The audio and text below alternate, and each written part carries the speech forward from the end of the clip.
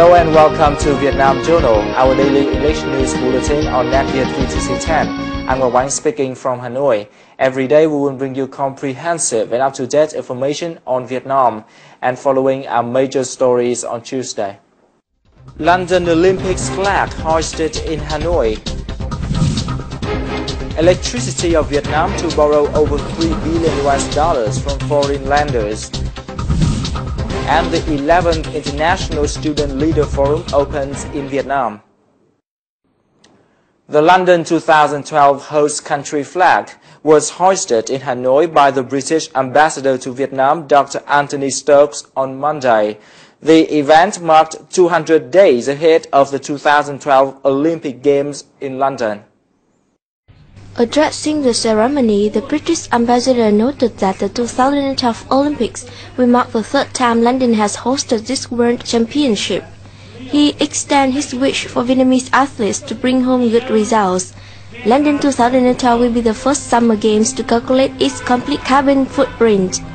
The Olympic Stadium is the lightest and eco-friendliest stadium of its size ever built. Some 47,000 athletes from all over the world are estimated to join this game. The Electricity of Vietnam, or EVN Group, will borrow more than $2 billion from ODA sources and $1 billion in commercial loans. The capital will be invested in the country's major hydro, thermal, and also nuclear power projects in the coming years. The group plans to sign with the World Bank a $330 million loan to improve the efficiency of the distribution network and a $200 million loan for the reform of the power sectors. EVN will also conduct negotiation with the German Reconstruction Bank on a $330 million credit for a power plant. EVN said it would urge the Asian Development Bank to arrange another $1 billion loan. The new capital resources are expected to allow the group to put into operation 8 turbines in 4 hydropower projects and start construction of 4 thermal power plants. And following is some other business news in brief. IMSA Singapore will build a wind power plant and a wind-powered manufacturing factory in Vietnam's central province of Ninh Thuận. With average wind speed of 7.1 meters per second, Ninh Thuận is set to be a good location to develop wind power projects. This project is expected to develop not only environment-friendly energy, but also tourism in the province. Samsung Electronics is planning to build a research and development or R&D center in Hanoi to develop new high-tech products in Vietnam. The project cost is $20 million. Construction is scheduled to start in the first half this year and finish in the middle of next year. The R&D center is part of Samsung's $1.5 billion investment plan in Vietnam till 2015. Many industrial manufacturers in Vietnam have to pay for costly technologies for wastewater treatment. Actually, there are some other effective solutions which are not only inexpensive but also eco-friendly. Let's explore one of the solutions which use a very cheap material in the following report. This is a processing plant of raw materials. It belongs to Mirex Minerals and Metallurgy Company. The iron ore must be washed before being crushed. The water washing it will become industrial wastewater. This reservoir contains wastewater of the smelter. The wastewater is cleaned for reuse in production. The workers even raise fish here. This man is Nguyễn Ngọc Linh. He is an engineer and also the technology director of Mirex Company. It was he who came up with the idea to treat wastewater with coal ash from ceramic kilns. This is an iron basket full of coal ash. It is more than 1 meter long and about 1.5 meter high. It was reinforced by concrete. It is aimed to purify the wastewater before letting the liquid flow into the reservoir. Xỉ than là một cái chất thải rắn của các cái làng nghề gốm sứ, đặc biệt là các lò sứ. Thì xỉ than là đưa vào vì nó có cái độ xốp tê vi. Do than nó chảy đi, nó để lại độ xốp. Thì và trong cái tro của than ấy cùng với trong cái cao lánh ấy, thì bao giờ cũng có một ít sắt, còn sắt, vi lượng thì nó tạo ra các cái oxit sắt. Và oxit sắt cộng với đồ trộm TV trở thành cái phin lọc rất tốt. Nó khử được arsen, nó thu giữ được các tạp chất qua cái đồ trộm này. Và cái này là một cái thứ nguyên liệu rất là rẻ tiền bởi vì chỉ mất công đi khai thác về thôi. The total cost for one filtering tool is about $20 million, while many other industrial plants have to pay billions of dollars for wastewater treatment systems. It's definitely a low-cost investment for an iron ore factory like Mirex. This mortar not only makes use of coal residues, but also treats wastewater effectively. The engineer also wants to apply this mortar in filtering Hanu's Tolek River, which is now badly polluted. Ta áp dụng cái công nghệ này vào lọc sông Tô Lịch chắc chắn sẽ mang lại hiệu quả. Bởi vì là thế này, cái xỉ ấy, nó có độ trộm vô cùng lớn. Và do vậy nó có khả năng thu giữ tạp chất một cách rất hữu hiệu. Mà lại là cái nguồn nguyên liệu rẻ tiền, dễ thay thế, nguồn rất sẵn. Thế thì đầu tư những cái giỏ bằng thép, rồi khung thép, rồi lưỡi inox không phải là cái đắt tiền. Đầu tư những cái công nghệ để mà đưa nó lên thay thế hoặc là rửa nó, thu lại cặn bã theo chu kỳ ấy, cũng không phải là đắt tiền, dễ làm. Thì tôi cảm tưởng rằng đây là một cái việc mà rất nên làm. Mà nếu áp dụng được, tôi hy vọng rằng sẽ mang lại hiệu quả để làm sạch cái sông Tô Lịch cho Hà Nội. Treating industrial wastewater by coal ash have been proven effective. Applying the method for other subjects, such as Tolek River, needs a lot of attention from the scientists. If it is successful, it won't be a breakthrough solution in terms of cost and environment benefits.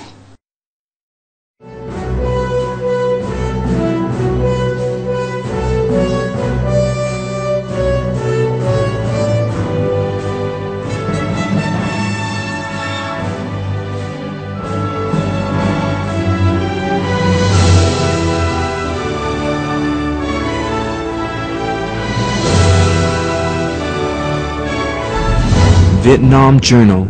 It's not just news, it's life in Vietnam.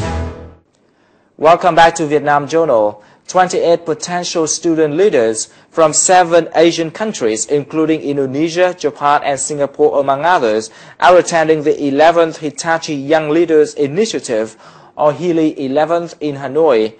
The 4-day forum officially started on Monday with the participation of many Asian officials and speakers. At the forum themed as the new stage for Asia, an Asian perspective on managing sustainable development and economic integration, highly potential students will discuss regional issues with top officials of Asian governments. They include the Governor of Bangkok Metropolitan Administration and the Secretary General of Malaysia's Ministry of International Trade and Industry. Major issues are sustainable transportation and mobility, sustainable energy options, and the development of economically integrated community. For the first time in HELI's history, students will take a field trip to Ha Long Bay not only to enjoy the spectacular natural wonder, but also to explore its potential in industrial development and trade. The world's largest student-driven organization, ISEC, and many Vietnamese enterprises jointly held a business forum for Vietnamese students on January the 8th, 2012. The event attracted the participation of more than 40 foreign and domestic businesses and 50 prominent Vietnamese students. This was an opportunity for Vietnamese youth to meet up and discuss with leaders of major global companies such as Panasonic, KPMG, and Blue Microventures, among others. Students had a chance to know about social enterprises and different career opportunities. I think one of the great benefits of an event like this is the interaction between business and students, business and youth. It's a great opportunity for business people to express their point of view about how the youth, especially in Vietnam, can integrate into business.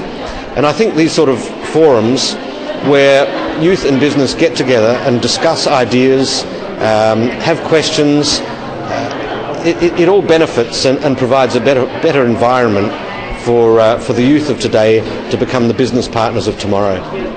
Yep.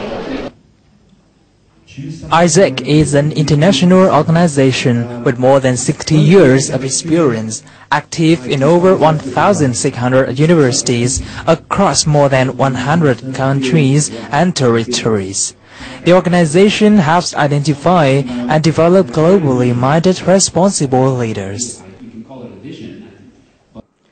The Vietnamese traditional áo dài, or the long gown worn with trousers by Vietnamese women, has become the symbol of the Vietnamese feminine beauty and the pride of Vietnamese people. Let's follow our VTC 10 reporter to discover Chạch Xá famous brand name of áo dài, which is located in the Vietnamese ancient street titled Lương Văn Can. Lương Văn Can on Science Street is well known for áo dài brand names such as Vinh Trạch, Phúc Trạch, Tân Trạch. The word Trạch has its origins from Chạch Xá village in the northern province of Hà Tây.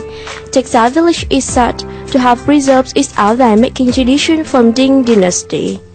The ancestor of this tradition passed the skill for Chạch Xá people, and from them, the work has been nurtured generation after generation. Nowadays, in Chạch Xá village, visitors can see the beautiful áo dài almost everywhere.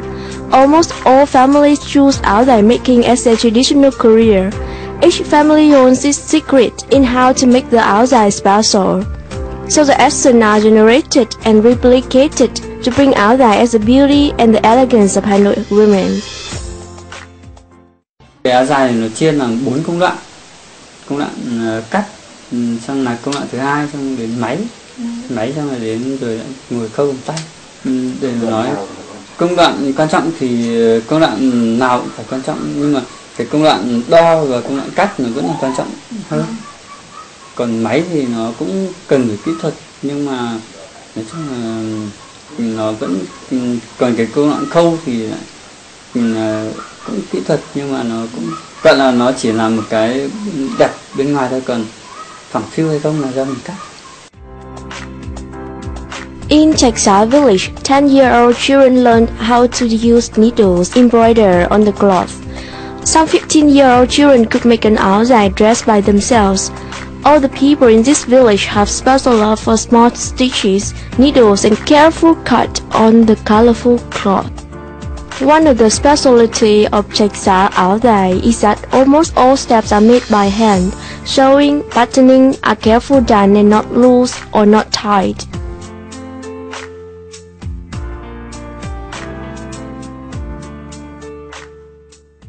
Cái thứ nhất là cái form dáng, thứ hai là được may, đường kim mũi chỉ phải nuột, và phải biết những cái khuyết tật của người mặc, để mình khi mình đo ấy, mình nhìn được cái khuyết tật của người ta và mình may lên thì mình có thể che được khuyết tật của người ta.